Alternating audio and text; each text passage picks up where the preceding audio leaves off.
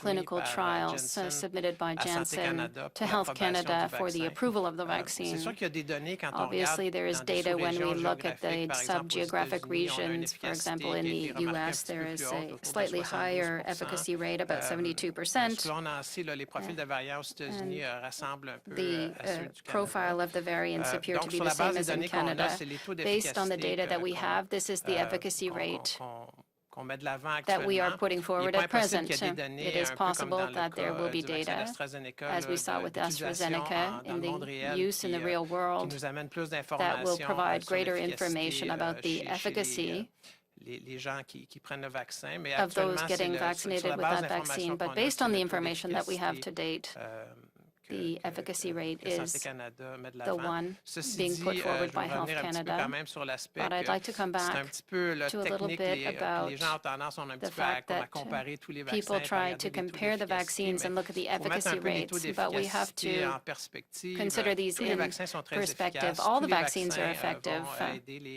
All vaccines will help Canadians to fight the pandemic. And the efficacy rates may vary depending on the design and studies, but we feel that overall these are very good vaccine choices, as demonstrated by the studies in the real world that support it, be it in Israel for the Pfizer vaccine or in Scotland for the AstraZeneca vaccine or in the UK. The data in the real world shows that these are exceptionally effective vaccines, safe vaccines to fight the COVID-19 pandemic. Merci, Doctor. Operator, next question. Thank you. Merci. Our next question, Ivan Seminak, the Globe and Mail. Your line is open. À vous la parole. Thank you very much, and thank you for the opportunity to ask a question. I guess this question is for Dr. Sharma.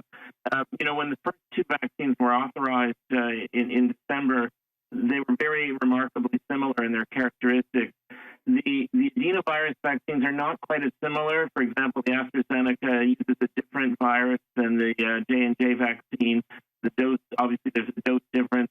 I'm wondering what differences were significant for the regulators in this approval, and in particular, is there any greater or less confidence about the J&J vaccine with the older age group of 65 and over? Because, of course, we know that the advisory committee did not recommend the AstraZeneca vaccine for 65 and over.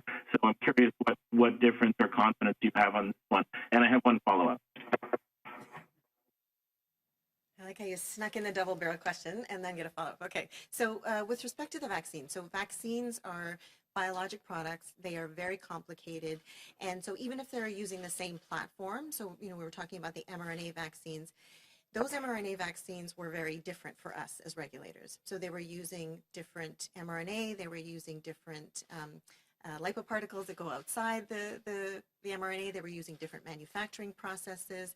So those were two very different vaccines in our eyes. It's the same way as the AstraZeneca vaccine and the Janssen vaccine from a regulatory perspective are two very different vaccines. The manufacturing processes are different, the clinical trials are set up in different ways. So we really look at them as individual vaccines to see if they meet the standards of safety, efficacy, and quality, to make sure that where they're manufactured is, they're compliant and they're up to code, and as well that we have to make sure that the benefits of those outweigh the risks. So for us, they're all separate vaccines. The one exception to that, of course, was the Serum Institute of India version of AstraZeneca. That was a very close vaccine. Those were almost exactly the same vaccines, but manufactured in different places. With respect to the use of the vaccines in older age groups, so for the Janssen vaccines, we had a really large study, so over 40,000 people conducted in different countries, and it was the same study, so it was done exactly the same way.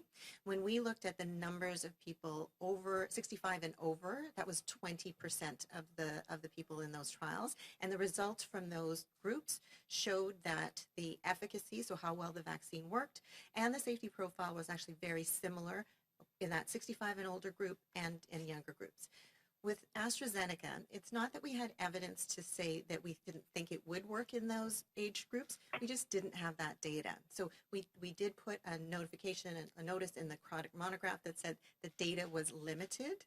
And as we talked about before, we're relying more on the real world evidence of the use of the AstraZeneca vaccine in people 65 and over. Thank you. Follow-up? Very briefly, with the Johnson & Johnson vaccine, they're also doing a 2-dose trial. I'm just wondering how you'll take that data on board and what you'll have to go through if, how you manage it if it turns out that the vaccine is more efficacious with Right, so there is a trial with the Janssen vaccine that's using a 2-dose regimen, 56 days apart, so 8 weeks apart. That started in November 2020 and is looking at recruiting about 30,000 individuals into that clinical trial in a number of international sites. So that will still be a number of months away to get results from that clinical trial. And we will look at that just as we would any information, whether it's coming from clinical trials or real-world evidence, and incorporate that in terms of our assessment of the vaccine. Now, if it shows that, for example, that the efficacy is higher, the safety profile is better for whatever reason, if we were going to make a change to the utilization of that vaccine, then Janssen would submit that information to Health Canada. We would do a full review, and then if it met the standards, then we would change the recommendations in the product monograph for the vaccine.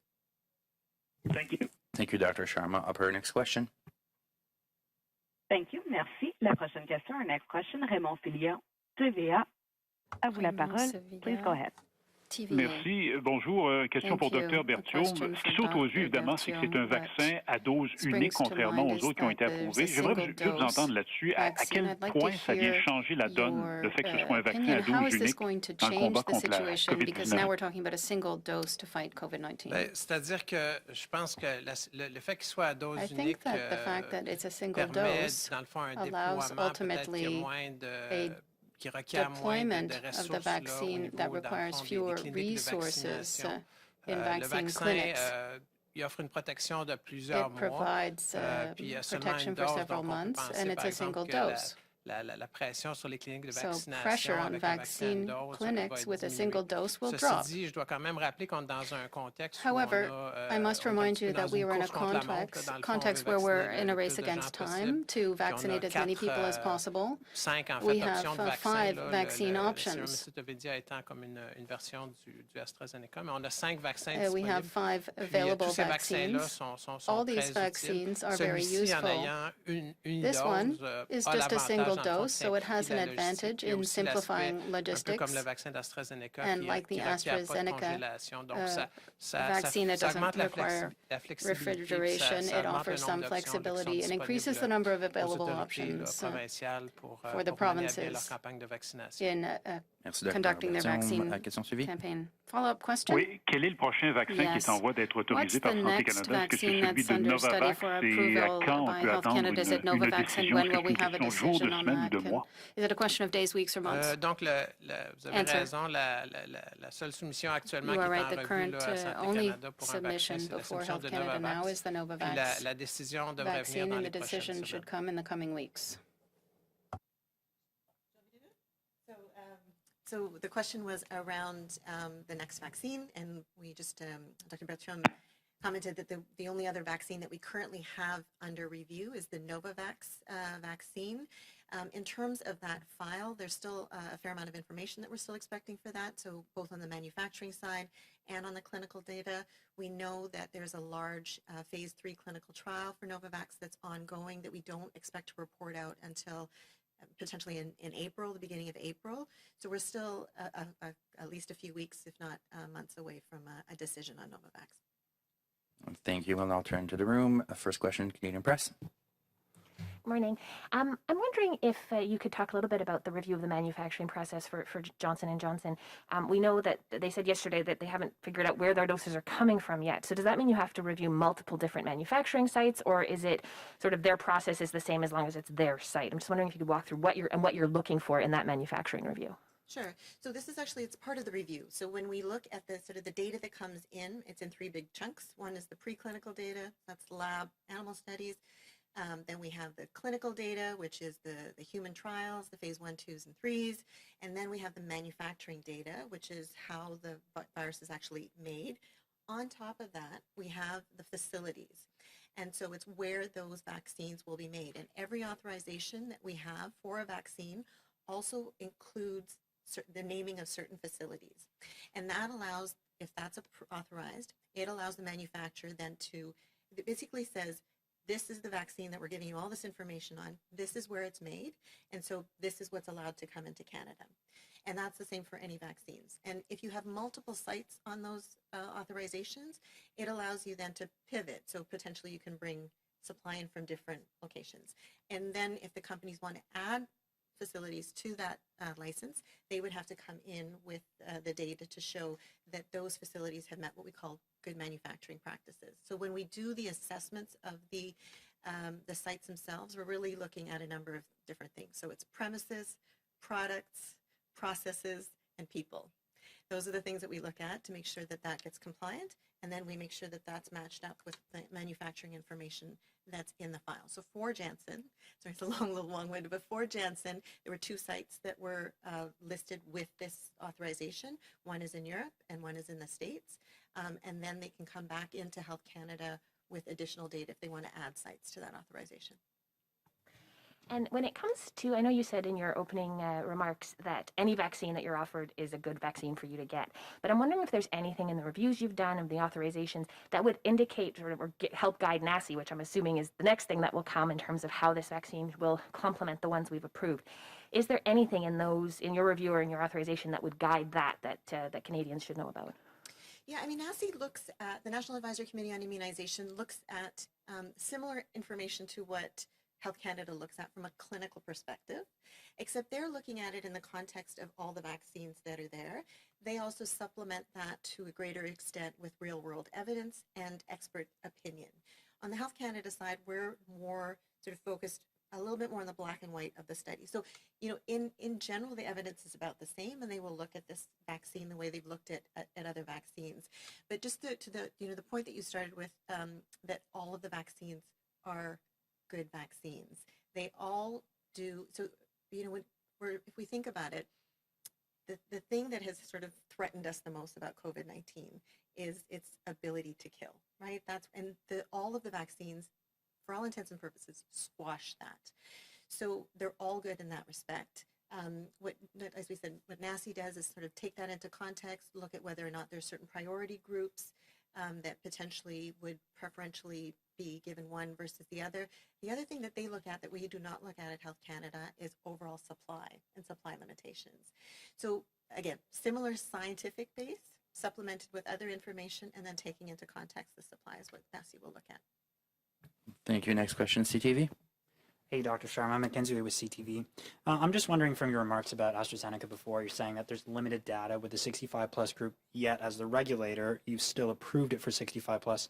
I'm wondering why you made that decision, considering you've said that there's fairly limited information on that.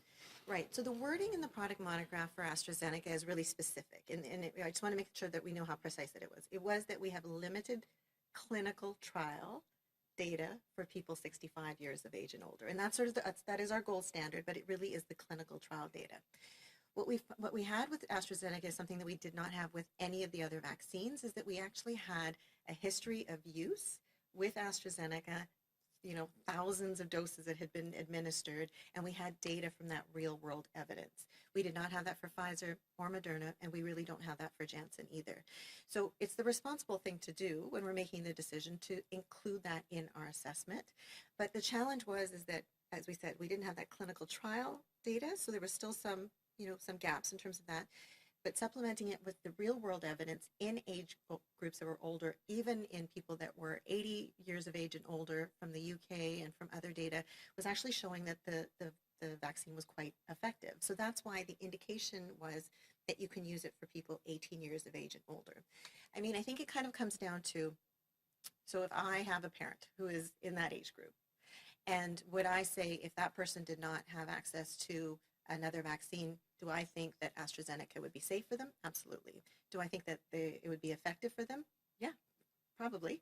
Now, if that same person had an option of a mRNA vaccine at this point in time, I would say we have more information for the mRNA. So I think the way that sometimes it's being reflected is do not use AstraZeneca in over age 65, when it's actually, hey, we've got these other 2 vaccines that are great, that have a lot of data in this age group. You may prefer to use these in that age group until we get more information. Just to follow up on that, I'm going to sneak 2 in here. From what you've seen from the real world data that you mentioned, what are you seeing that would give any indication on how 65 plus would work for AstraZeneca? And I just want to go on Johnson & Johnson as well. You mentioned in your statement that it seems to show an acceptable level of protection against variants. how much will variants impact the efficacy of vaccines, not just with J&J, but with all the other vaccines that we've approved as well? Sorry, what was the first part of your question? I was thinking variants. Just about AstraZeneca and the real-world data we've seen from basically Europe. Right. So the real-world data, I mean, the other part of the real-world data that we're looking at is on the interval. So it's the 65 and older, but it's also the interval. What we saw in the clinical trials and what seems to be borne out with the real-world evidence is that the closer you get to a longer interval, so towards 12 weeks, the better the efficacy is. And the challenge was that the numbers were still small in the clinical trials, but we're starting to see that more in the real world evidence. And it's creeping towards 80-85% efficacy in that higher end. Now, I'm putting a big caveat on that because it's real world evidence. But what we're seeing overall in people that are 65 years of age and older for AstraZeneca is that the efficacy that we're seeing in those older age groups seems to mirror what we're seeing in the younger age groups and might even be a bit higher. We're also seeing some evidence from AstraZeneca that the real world evidence for the younger age groups might be a bit higher than what we're seeing in the clinical trials. So I think it's evolving, but that's all positive in terms of the efficacy. We're not seeing anything that looks troubling in terms of lower efficacy. And when we talk about people in older age groups, it's not usually an issue around safety. It's whether or not, if you're older, if you're able to mount that immune response. So it really is on the efficacy side.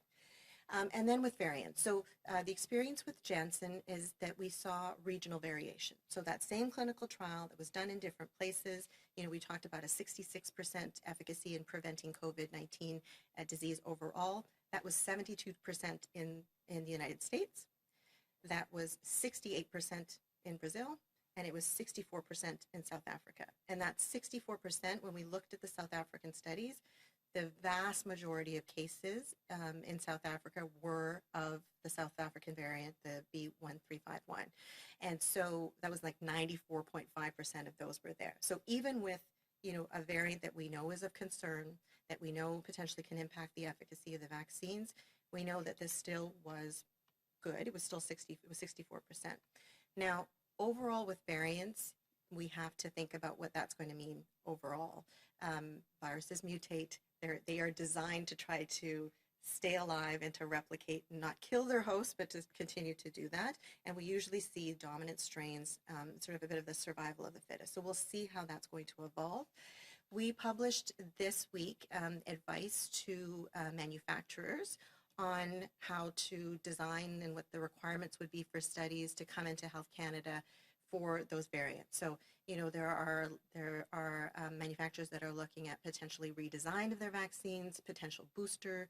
So, I don't know where we're going to be with respect to the vaccines and the variants in the future. I do know we're monitoring very closely.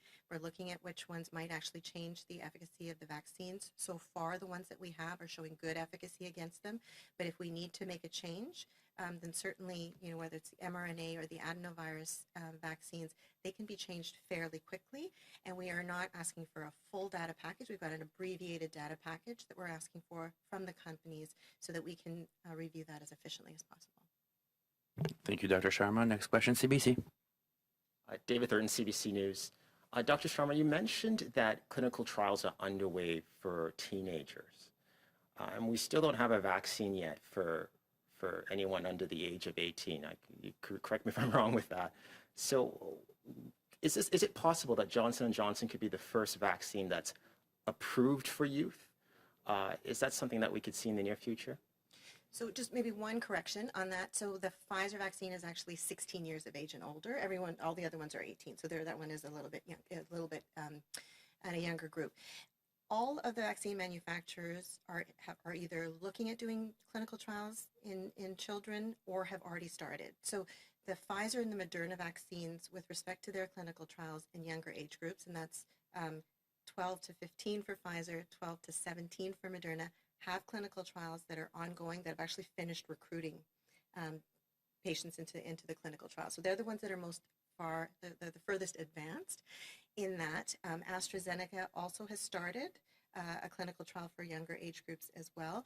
The one that I was referring to with Janssen was actually the first clinical trial that we have authorized in that younger age group in Canada that has Canadian sites. So all of these are looking for additional information in children. The Janssen study that has been authorized has not started recruiting patients yet. So that's going to still take a bit of time. I'm, based on just timing, I'm expecting that we'll get more data from Pfizer and the Moderna vaccines first because their trials in children are most advanced, and then continue.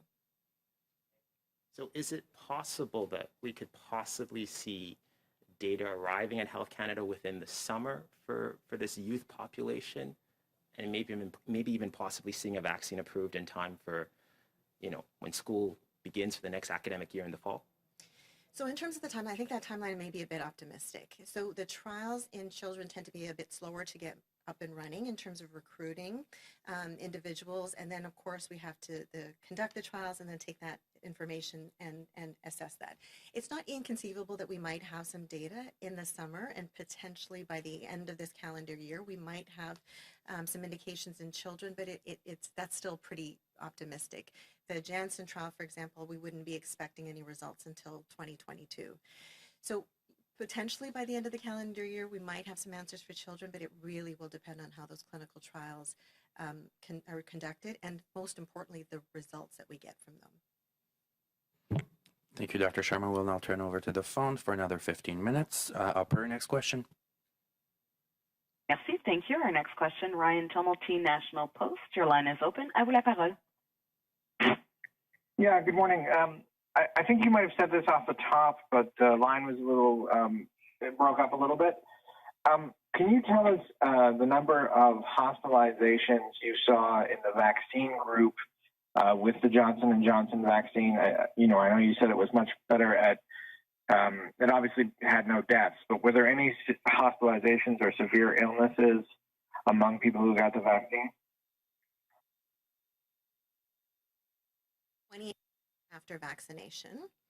If we look at all the numbers of people that were hospitalized after 28 days for vaccination, that was 0. So there weren't any there. There was one patient that was hospitalized early on in the study that did get that Janssen vaccine, but that was early and it was very close to the sort of 2-week mark. So the question is whether or not that offered any protection. But the important number would be at the end, where we think that there would be pretty close to full immunity conferred from the vaccine. There were 0 hospitalizations. Thank you, Ryan. Thank you, Dr. Sharma. Ryan, follow-up? Yeah, just as a follow-up, vaccine hesitancy is going to be an issue going forward. I think one of the concerns that you hear from people who are hesitant about vaccine is that the approval was, subject to political pressure. I'm just wondering if you can outline the degree to which you keep the approval process, separate from the minister or politicians generally. Right. I mean, the process is completely separate, right? These decisions are made based only on science and evidence, and it's grounded by the regulation, so it's grounded in law.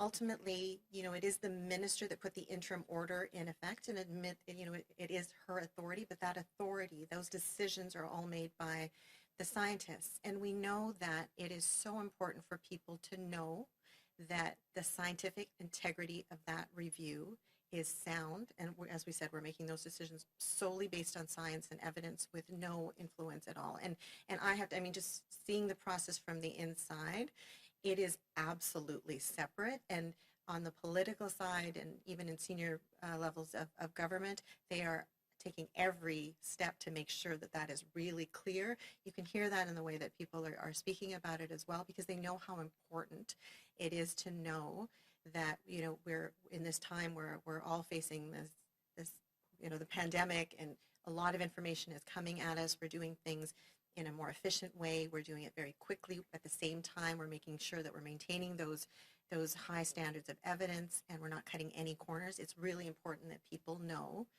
that the integrity of that review process is sound. And having seen it from the inside, it absolutely 100% is. Thank you. Operator, next question. Thank you. Merci. Our next question, la prochaine question, Mike Lecouteur, Global News. Your line is open. À vous la parole. Good morning. Thanks for taking our calls. I wanted to ask you, it may just be a very technical question, but which facility are we getting it from, the European one, the U.S. one, and when do you expect the first doses to be delivered to Canada? Right, so in terms of the supply and the logistics, there will be another briefing after this sort of talking about that. I can say that with the advanced purchase agreements for Janssen, those included 10 million doses with an option to have another 28 million. The delivery of those were to be committed to arrive before the end of September. As with any vaccine, our colleagues in procurement are constantly trying to negotiate earlier doses. At this point in time, we don't know which site we'll be getting our vaccine supply from. It may be, right now they're authorized for both of those, so it could come from either of those sites. If they add other sites to the authorization, it could equally come from those as well. Thank you. Follow up?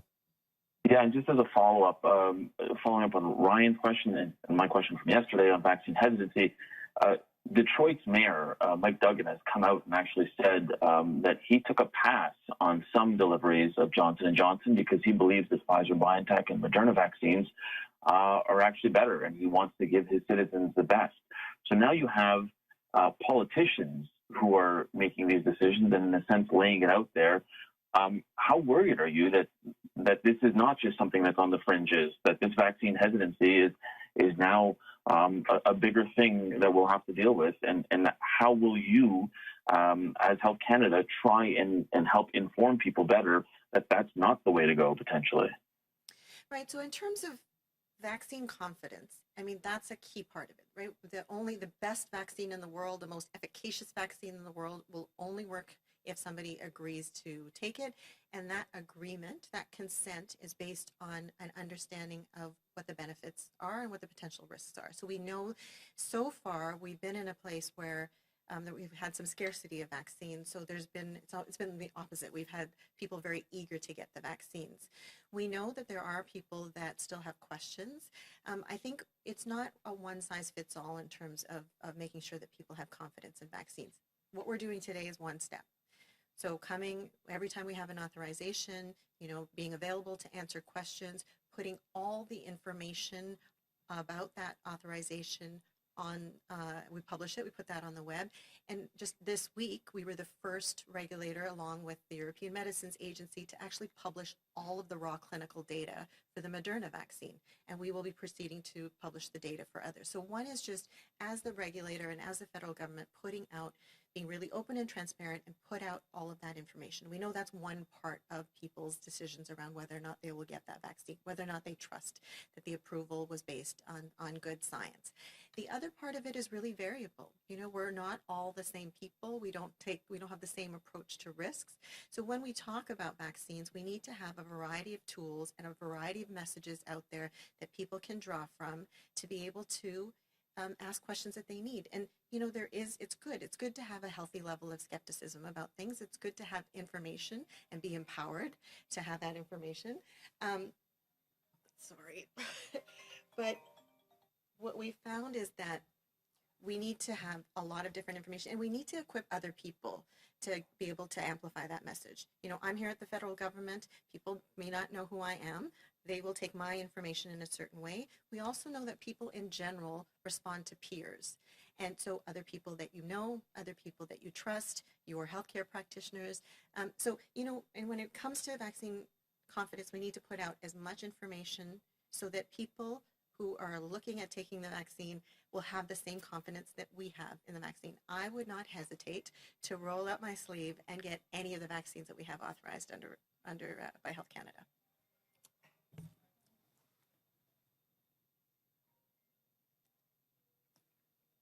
Thank you, Dr. Sharma. Mike, follow up? That was my follow-up, but I'll take a third. Oh, I'm sorry. One question, one follow-up. We'll move over to the next question. Sorry about that. I got distracted by Sabria's phone. Thank you. Merci.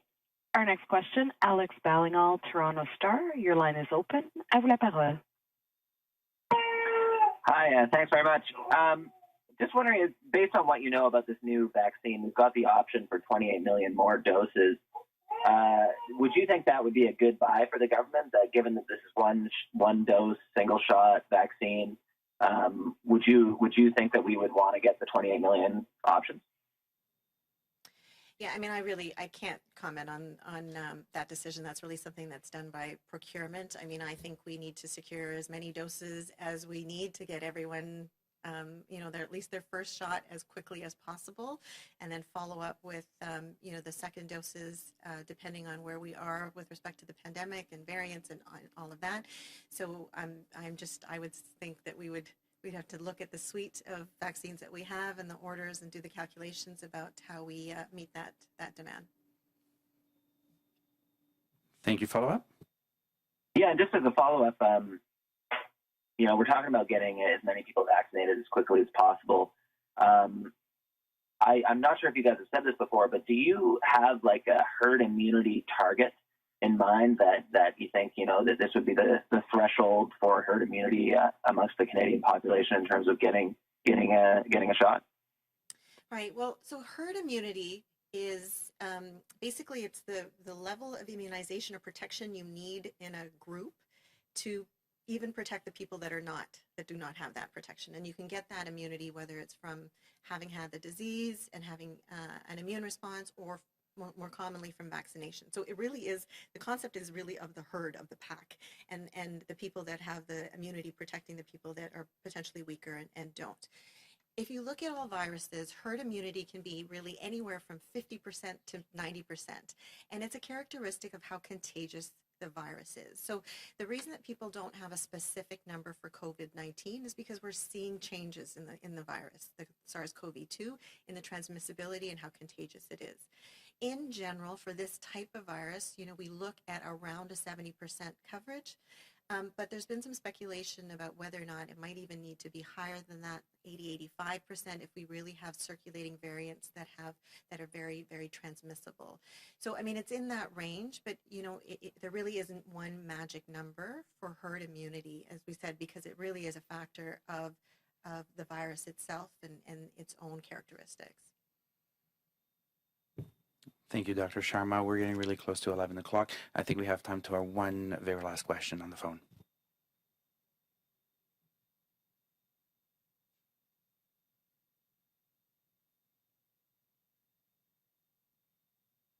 Operator? Thank you. Yes, thank you. Merci. Our next question, la dernière question. Tonda McCharles, Toronto Star. Your line is open. À vous la parole. Good morning. Thanks very much.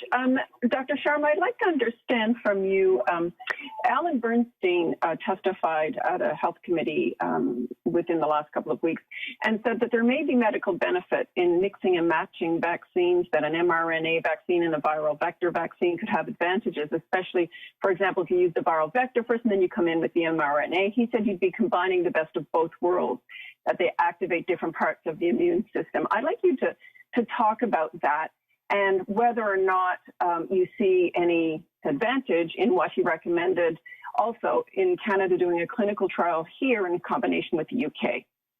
Right. So what Dr. Bernstein was referring to is what we call a mixed schedule. So we have one dose of one type of vaccine and another dose of another type of vaccine. The ones that we commonly are sort of thinking about, at least for COVID-19, is either an mRNA vaccine first, followed by a viral vector, or the reverse. So viral vector first, and then mRNA second. And there's some lab studies that actually show that you might get exactly what he's talking about, an increased and a more sort of a plurality, like a more diverse immune response, and something that's actually higher overall. So that's from lab studies. And then we need to take that information and then get clinical studies. So we know that there's a study that's ongoing in the United Kingdom looking at these types of mixed schedules. They were looking at recruiting about 800 individuals there. I think that's still ongoing. So we absolutely will be looking to that for some additional data. I know NACI will obviously look at those as well and to inform their decisions. It would be, I mean, if there was a clinical trial that was proposed here in Canada to look at that type of mixed schedule, we would certainly welcome that. Depending on what the design of that would be, they would come into Health Canada for a request for a clinical trial authorization, and we would look at that study and the design and the outcomes that they are trying to look for and authorize that if that was appropriate. So again, some promising data, some clinical trials underway, and more data is always good to help inform those decisions. Well, sorry, could I have a quick follow-up? Yeah, go ahead. Eric? Thanks. So I understand you then to say Health Canada isn't per se recommending this at this stage, but I just quickly want to ask you to speak to the vaccine confidence hesitancy question in this regard. The chief scientist advisor to the government, Mona Nemer, this week said that what BC is doing and the stretching out of doses beyond the initial monograph is a population level experiment. Is she right? Are you all experimenting? Could you address her remarks? How does that contribute to vaccine confidence? Thank you. Right. So maybe I'll start with the reference that Dr. Nemer made. I mean, I think, when I look at the recommendations that NACI made, it really was grounded in an evidence base. So again, the information that we look at Health Canada, plus the real world evidence, plus their expertise and their expert opinion, and then also looking at the supply situation. And that recommendation was extending or delaying that second dose up to 4 months. Based on the evidence that we've seen, I think that's a reasonable recommendation from NACI because it's grounded in science and evidence.